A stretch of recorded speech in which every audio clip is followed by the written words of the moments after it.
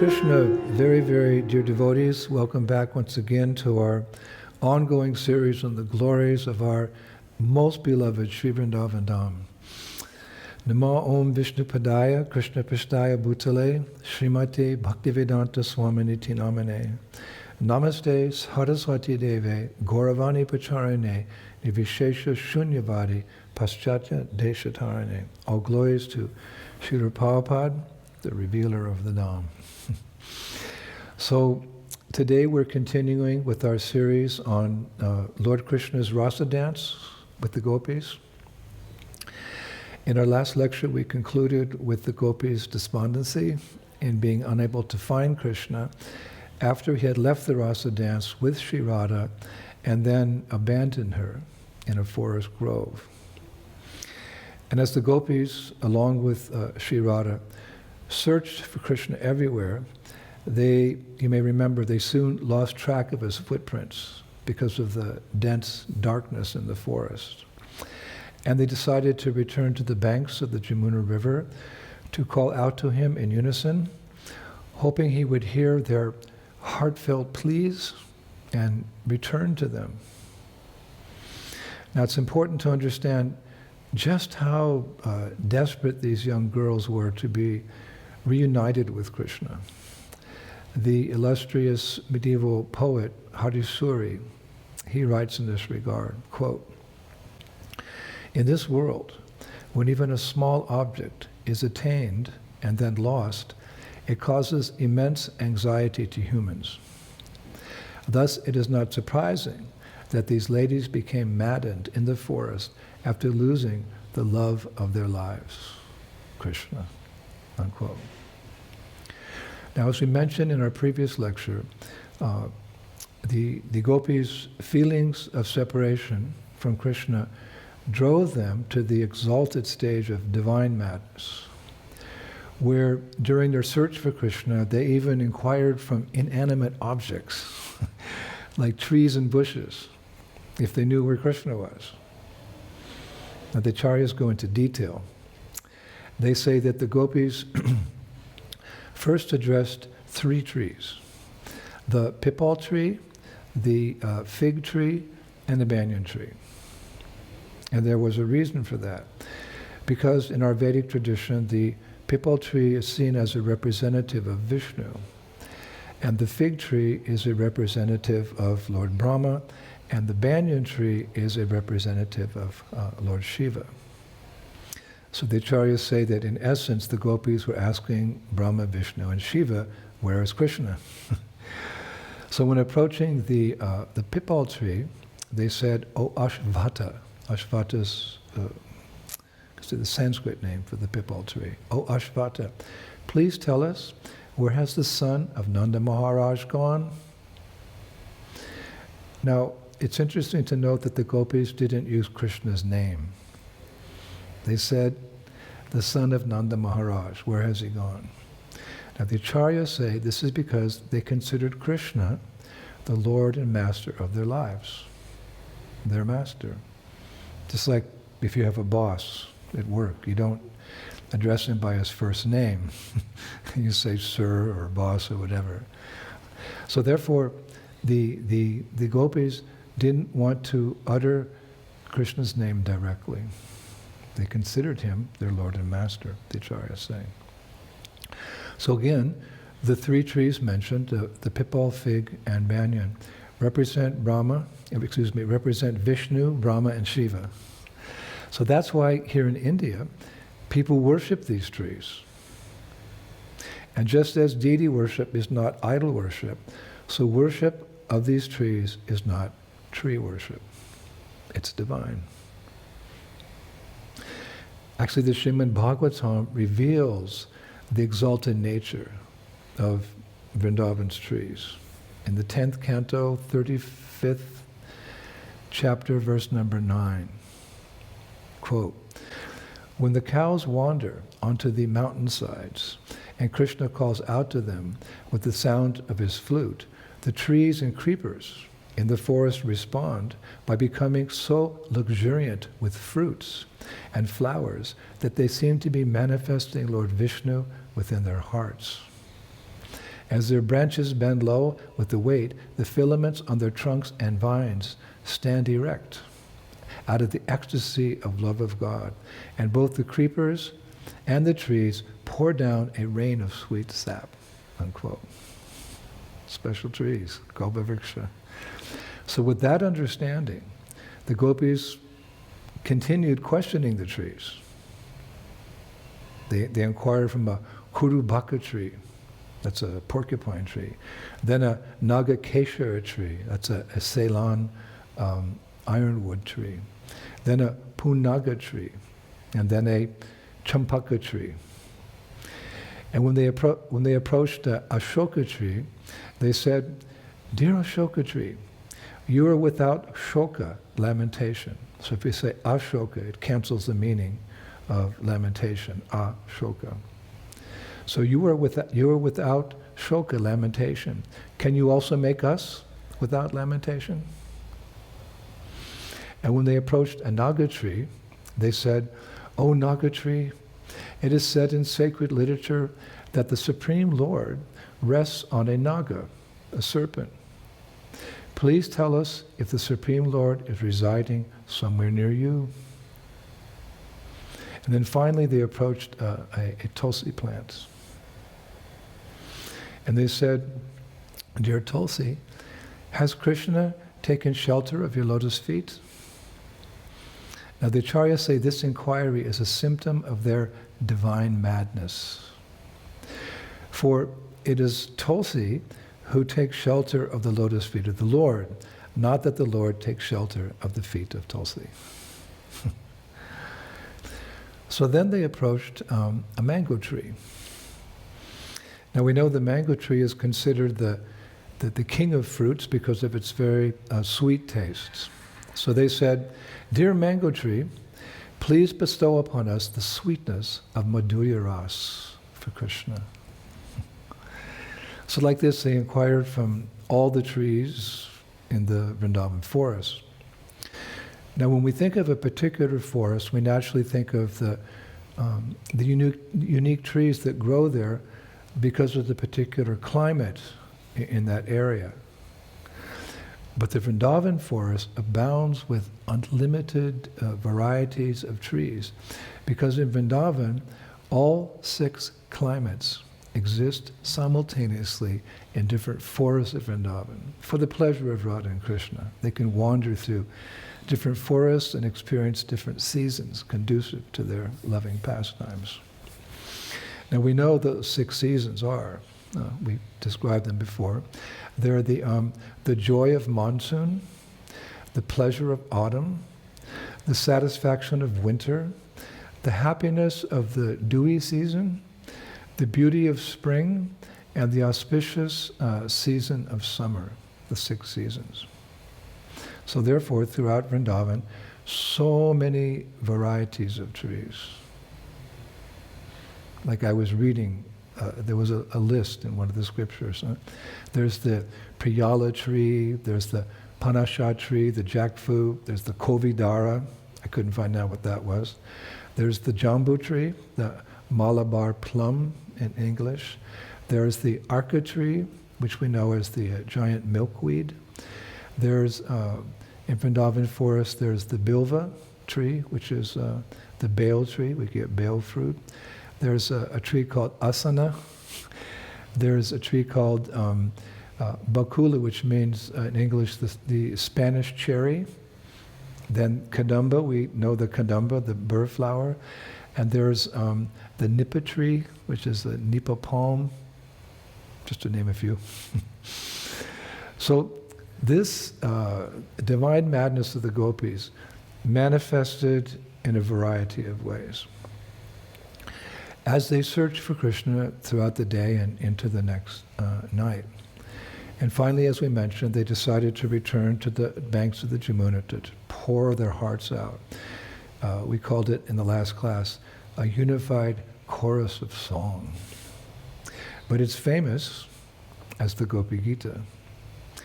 And that Gopi Gita is enshrined, you could say, in the famous 31st chapter of the 10th canto of Srimad Bhagavatam. Now the Gopi Gita, from a technical point of view, contains 19 verses. And the first 18 are in a special meter. One Shastra I was reading, it's called the Kanaka Manjari meter. And the 19th verse, the last verse, is a meter called Vashanta Tilakam. Vashanta Tilakam. And our acharyas, they say that these 19 verses reveal the ecstasies of individual gopis as well as groups of gopis. But they all glorify Krishna with the common message. Please return to us. It's the whole purpose of the Gopi Gita, to get Krishna to return to them.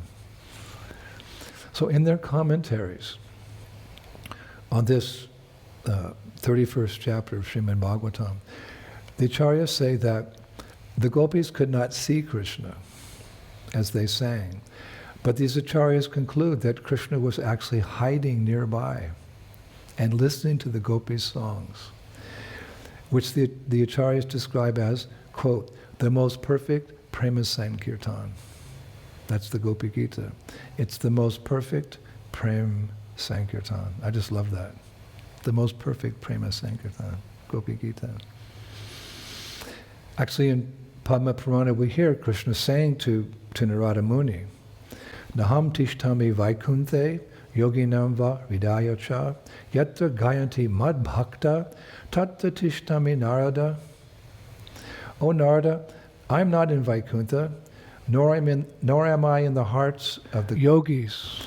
I remain where my devotees glorify my name, form, qualities, and transcendental pastimes. So who does that better than the gopis? Glorifying Krishna's name, his form, his qualities, and his pastimes. So Krishna's there, but he's hiding. Now, some commentators, such as Kavi Karnapura and Srila Vishwanath Chakrabarti Thakur, just to say their names, so purifying, say that there were actually two dialogues going on. Not only the gopis' songs, two dialogues going on at the same time. One was the gopis calling out to Krishna to come back to them, and the other, it's so interesting, was Krishna replying to their appeals. Of course, because Krishna was hiding, he didn't reply to the gopis face to face, but rather he spoke with them, Srila Vishwanath Chakrabarti Thakur says, in their minds. Krishna spoke to them in their minds. It's so deep. Now, this arrangement has been compared to a veena recital, that instrument, a veena recital, in which the gopi songs are the melody played by the main strings of the veena, and their conversations with Krishna are the sound of the drone strings. You know, you have your principal strings and your secondary strings. I thought that's so nice. In which a veena recital in which the gopi songs are the melody played by the main strings of the veena, and their conversations with Krishna at the sound of the drone strings. So beautiful. Another interesting point is that is the poetic meter of these 19 verses. It's a little technical, but it's interesting. In each line, the first and seventh syllables begin with the same consonant, as do the second syllables in all four lines. Hare Krishna. So, we don't have time to analyze all 19 verses here today, but I would like to speak on the first verse of Gopi Gita and the last verse, verse number 19. So as many of you know, the gopis began by singing, O beloved, your birth in Braja has made it exceedingly glorious. Thus Indira, the goddess of fortune, always resides here.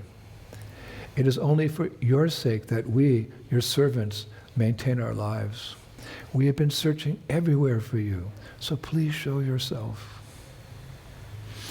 Now, here the gopis are saying that Vrindavan has always been glorious, but has become even more glorious because of the Lord's appearance or his birth there.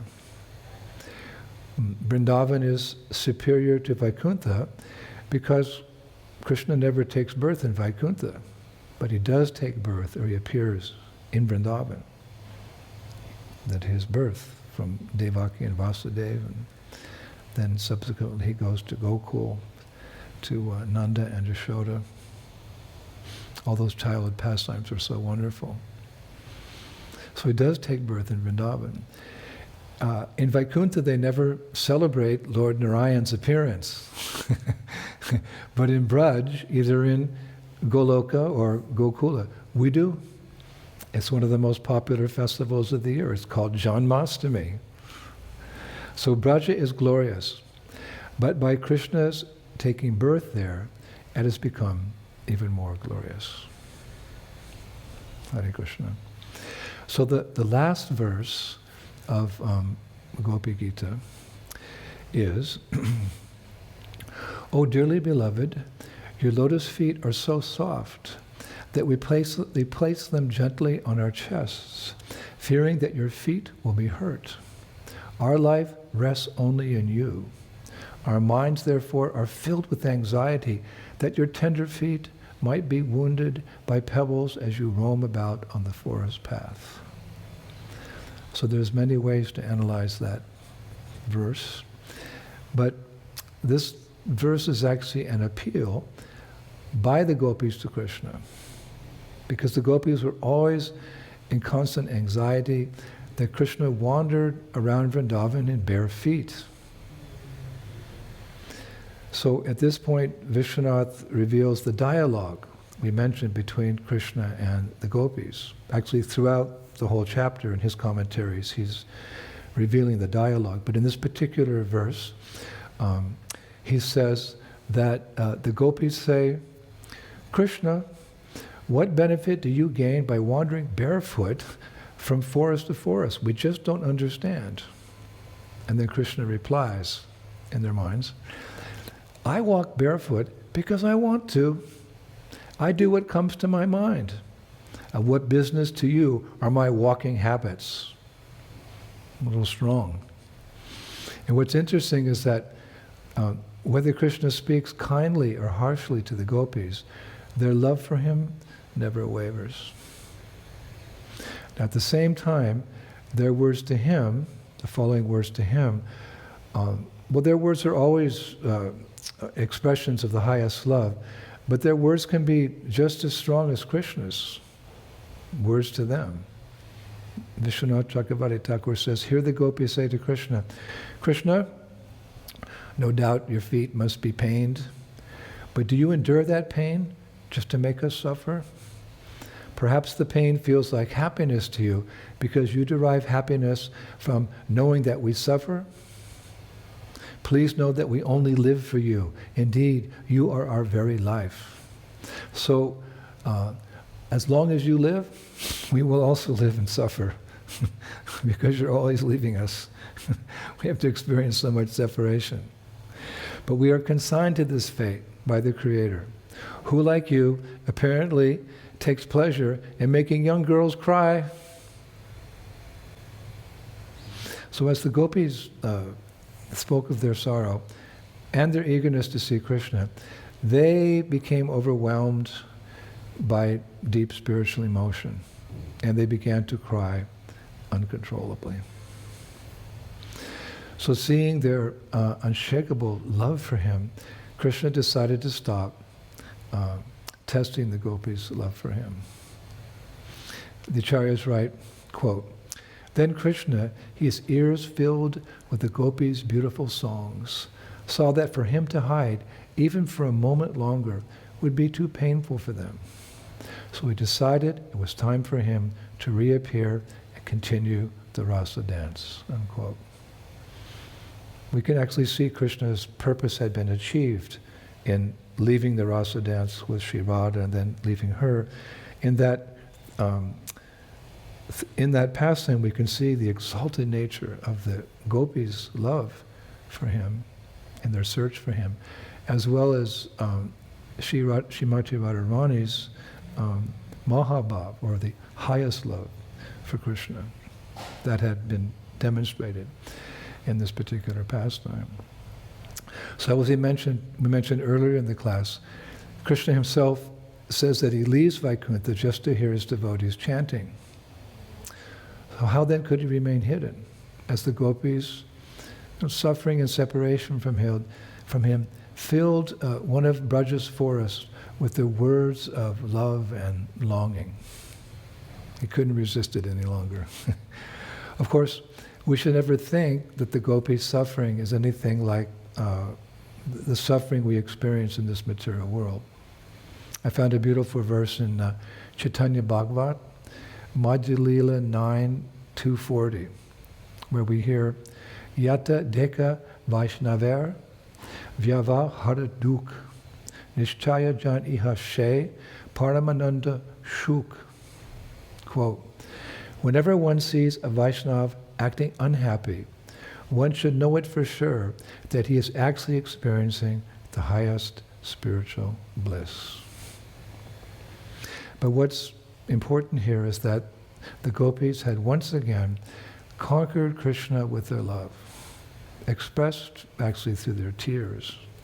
They conquered Krishna with their tears. And the illustrious, the illustrious medieval commentator, Srihari Suri, has written, it's so beautiful, quote, the most effective way to attain Krishna is by crying for him. What is the proof? It is that the best devotees in the world, the gopis, when Krishna disappeared, they also sang, danced, roamed here and there, chanted his name, but nothing worked. Finally, Krishna became pleased when the gopis cried out loudly for him. Cried out loudly for him. Hare Krishna. So we're going to stop. We're going to stop there. I know we'd all like to go on, but we have one more final lecture. It'll be part 4, where we will discuss Krishna's reunion with the gopis. Yeah. So let us conclude today with words from our beloved Srila Prabhupada in Nectar Devotion, chapter 9. Famous part of the Nectar Devotion. Prabhupada writes, quote, in other words, one should learn how to cry for the Lord. One should learn this small technique, and he should be very eager and actually cry to become engaged in some particular type of service. This is called lolium, and such tears are the price for the highest perfection. If one develops this lolium, or excessive eagerness for meeting and serving the Lord in a particular way, that is the price to enter into the kingdom of God. Otherwise, there is no material calculation for the value of the ticket by which one can enter the kingdom of God. Then Prabhupada concludes, the only price for such entrance is this lolium lalasa mayi, or desire and great eagerness. Hare Krishna. So much nectar! Going to the treasure chest of Krishna consciousness with the help of Srila Prabhupada and our previous acharyas, and discussing these things which are most dear to our hearts. So we'll be back in a couple of days with part 4. Shri Shri Gaura Nitai ki, Shri Shri Krishna Balaram ki, Shri Shri Radha Shyamasundar ki, Vrindavaneshwari Srimati Radharani ki, Shri Shri Gaura Nitai ki, Shri Mayapur Dhama ki, Shri Krishna Sankirtan Yajna ki. All glories to all the devotees during this Christmas marathon in the month of December, and their helpers who are distributing Srila Prabhupada's books all over the world. Hare Krishna. Jai Jai Sisi Radhe.